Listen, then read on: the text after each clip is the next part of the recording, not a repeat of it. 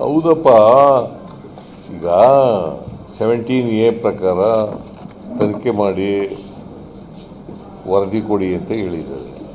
3 ತಿಂಗಳು ವರದಿ ಕೊಟ್ಟಿದ್ದಾರೆ ಸ್ಪೆಷಲ್ ಕೋರ್ಟು. ಅದ್ರ ಪ್ರಕಾರ FIR ರಿಜಿಸ್ಟರ್ ಮಾಡ್ಕೊಂಡು ತನಿಖೆ ಮಾಡ್ತಾರೆ.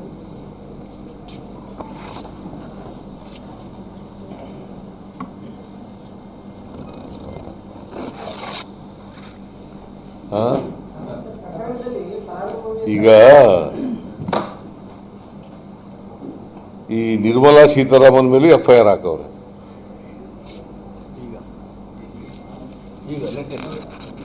ಜನಪ್ರತಿನಿಧಿಗಳ ನ್ಯಾಯಾಲಯ ನಿರ್ಮಲಾ ಸೀತಾರಾಮನ್ ಯಾರವರು?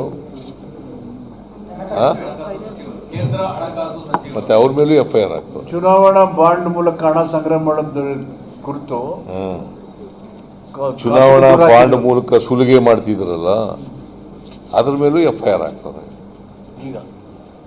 ಇವತ್ತು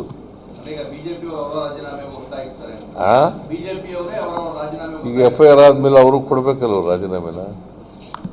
ಅವ್ರಿಗೆ ಕೇಳಲಿ ರಾಜೀನಾಮೆ ಕೊಟ್ಬಿಡು ಅಂತ ಕೇಳ್ತಾರೆ. ಬೆಳಿಗ್ಗೆ ನಾನು ಹೇಳಿದ್ದೆ ಇದನ್ನು ನಿಮಗೆ, ಬೆಳಿಗ್ಗೆ ಈ ವಿಷಯನ ಹೇಳಿದ್ದೆ ನಿಮಗೆ. ಈಗ ನನ್ನ ಕೇಸ್ನಲ್ಲಿ, ನಮ್ಮ ಕೇಸ್ನಲ್ಲಿ ಲೋಯರ್ ಕೋರ್ಟ್ನವರು ತೀರ್ಮಾನ ತಗೊಂಡಿದ್ದಾರೆ.